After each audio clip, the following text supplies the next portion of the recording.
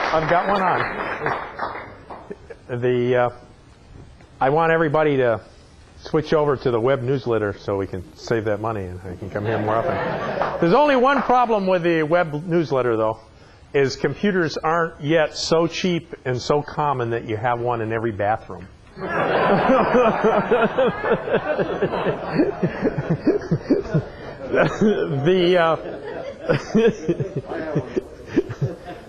I laughed about the toolbox here too, because some years ago I did a similar thing. I designed a sort of a tool cabinet to go next to my bench to keep things in, and I thought, wouldn't it be nice to keep all my finishing supplies in the bottom drawer? So I very carefully measured gallon paint cans, and I made the drawer to take gallon paint cans. And I didn't allow for the fact that the slide, when you put a roller slide in there, kicks the drawer up about a 1/16 or an 1/8 of an inch, you know. So you'd put a can in there and it'd be perfect, except the strap handle would hit the rail and you couldn't close the door. So an accessory in the drawer now is a wooden hammer that you whack. You whack the paint can, you flatten the handle out, and it all fits in there perfectly. So you can always overcome a problem. I'd like to talk tonight for a few minutes on each one of you finding your balance between hand and power tools. In my youth, I was enough of a hand tool aficionado that I forsake power tools and did everything by hand, including resawing boards and so on and so forth. I was much like the great yacht designer Hirschoff, who felt that the only way to travel was a sailboat, and any man on a power boat was a dullard, and any woman was a harlot. But after some years of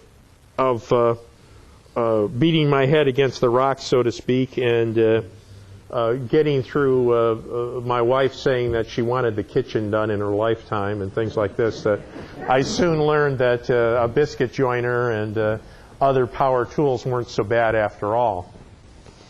On the other hand, I have a colleague, King Heipel, who's a good friend and does a lot of instruction at our workshops.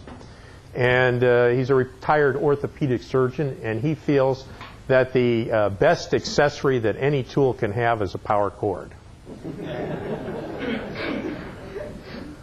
And, I mean, some of this is obvious. For instance, I can remember doing a workshop in a large industrial arch space, and there was another presenter there, and he continually walked from his bench about to the back door to cut off little bits of dowel that he was using in a project at a bandsaw, when he could have had a back saw at the bench and done this in 2 strokes, and all this stuff was buried and you never saw the light of day, and it would have been just as easy to cut it with a back saw.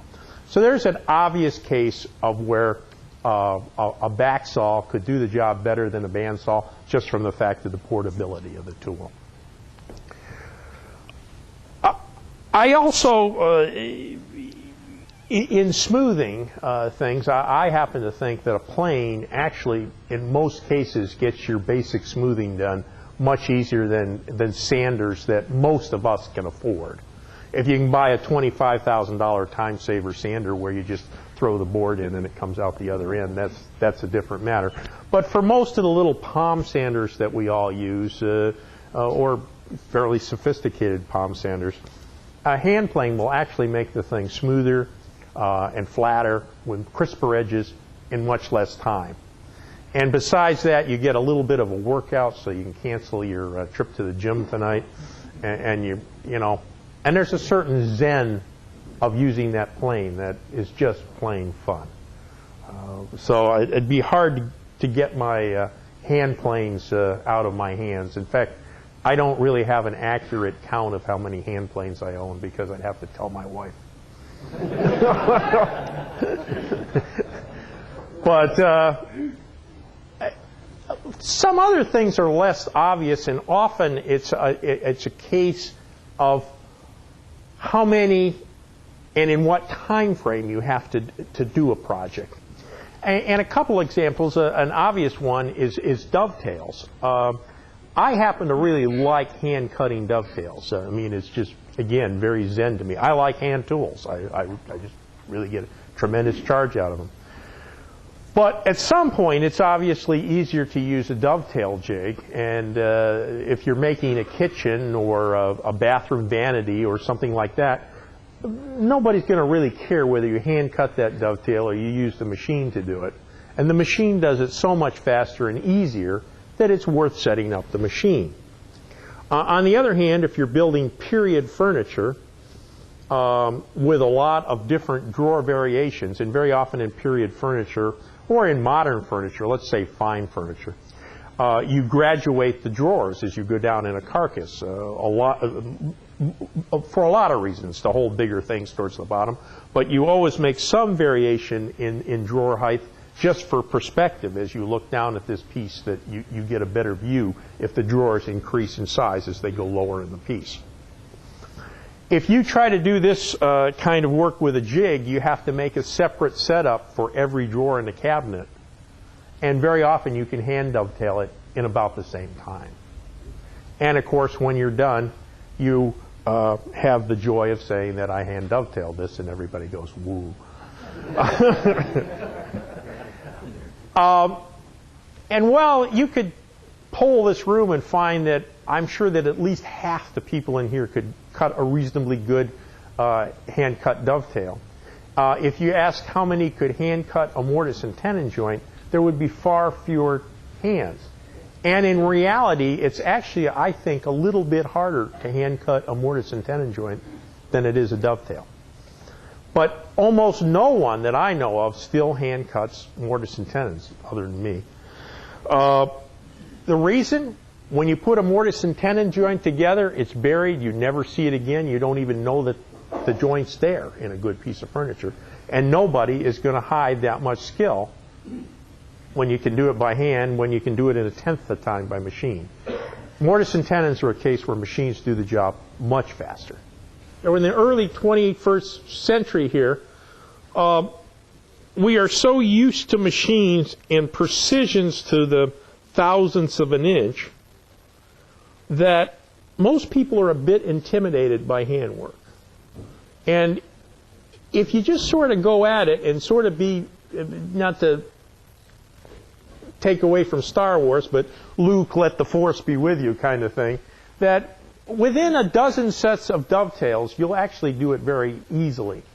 And I think, and I've taught lots of people to cut dovetails, but a large part of this is getting it in your mind so that you visualize that joint well enough that you sort of know what's happening with it. And you learn how you cut and the variations of how you use that saw and how you guide to your layout lines. And within a dozen sets, it'll all sort itself out for you. But a lot of it is three-dimensional visualization. That's really what you have to gain. Power tools, on the other hand, can be just as much fun. And I certainly have had a whale of a good time buying a new machine, installing it in my shop, and spending the odd 2 or 3 days to make it work the way I want it to work. There's a lot of sort of halfway compromises too, and some of this is dictated by your budget and the amount of tools you have in the shop. A good example again is the mortise and tenon joint. If you cut it by hand, you have to have a mortising chisel, and you chop a mortise, and then you take a back saw and you cut a tenon, and then you need a shoulder rabbet plane to straighten the tenon out and to get everything to fit. Well, you can do it in much less time by using a router to cut the tenon and a hollow chisel mortiser to cut the mortise. But if you don't have the money to buy these tools, you can actually set up a bandsaw with a fence to cut, and we'll do this on Friday when we set the bandsaw up, but you can cut mortise and tenon joints very quickly on a bandsaw and quite accurately. Much more accurately than you can with a back saw. In the 18th century, a craftsman would undergo a 5-year apprenticeship to become a journeyman. At the end of a 5-year apprenticeship, which was mainly the passage of time, you got your papers as a journeyman. The same day, you could become a master by opening a shop. And really, the term master craftsman simply meant that you opened a shop, you had the economic viability to open a shop, and the supervisory ability to supervise other people, and you then took on apprentices. So the word master didn't mean that you were any better than anybody else. It simply meant that you owned your own shop. The apprentices, of course, during this 5-year of really what was slavery, did all the grunt work around the shop. They took rough lumber from the pile, and they used hand planes to plane it into boards. And they did, work that we couldn't physically do today due to the expense of it. So I like to think of my planer and my joiner, who I wouldn't do without today, as my apprentices. They do the work that would have been done for me in the 18th century by slaves, really, because indentured service was really just, it wasn't slavery, but it was close to it. Here's a piece that is some pieces that are sort of, they're turned objects, and yes, I used a power lathe to basically blank out the shapes.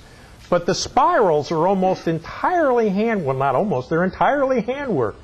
You drill a small hole through the center of the piece that really is the center of the helix, and then you take, I use masking tape, and you wrap it around to create the 2 helixes, and then you backsaw down the sort of edge of the tape, and then you take gouges and you start cutting to either side of your saw curve, depending, so that you're always cutting downhill on the grain, basically.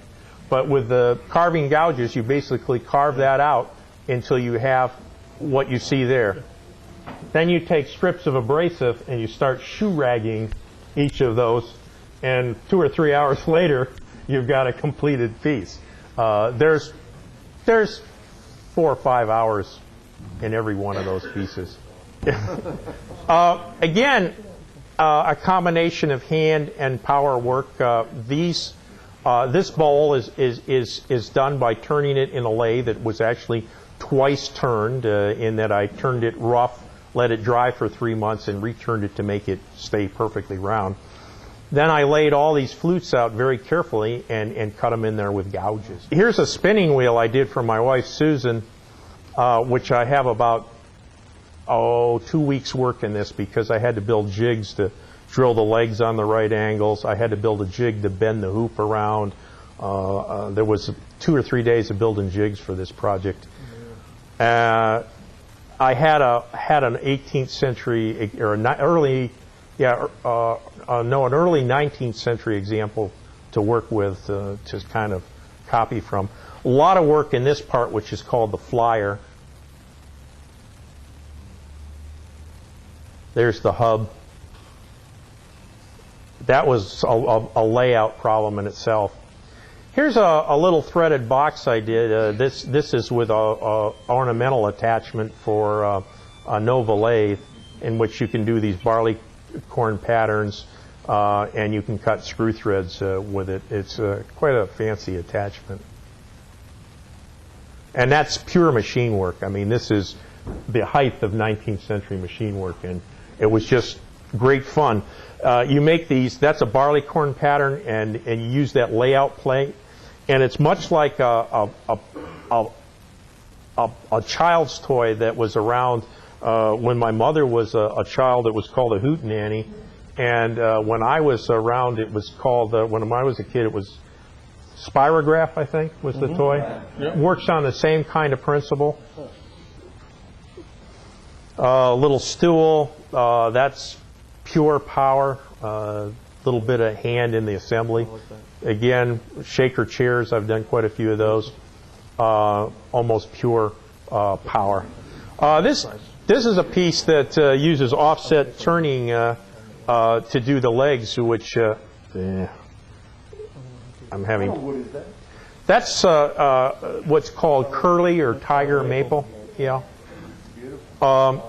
That's what's called a porringer table. It's a Queen Anne piece of furniture, and the cabriolet legs are made by offset turning, so they're not true cabriolet legs. Plane, Ernie. Is that hard? With all the different grains? You have to plane it cross grain and then scrape it and sand it. A lot of handwork there. The hardest part on that table is there's almost no way you can make that top with power tools. Now I used a jigsaw to cut out the basic shape of what we call the Mickey Mouse ears, but that edge is a radiused edge, and it was just hours and hours. There was like 8 hours of work in that edge of carefully planing it with small planes and finally getting rasps out and going into the corner. And this is a arts and crafts table. This was pure machine work. The only hand tool used in it was to maybe plane it a bit, but other than that, it was pure machine work. Well, I appreciate the chance to talk to you this evening. I'm sorry for the bit disjointed nature of the talk, but I guess it came out okay. I put a plug in for tomorrow and Friday and Saturday and Sunday. If you can join us, love to see you, and we'll be doing some fun things. Thanks for coming.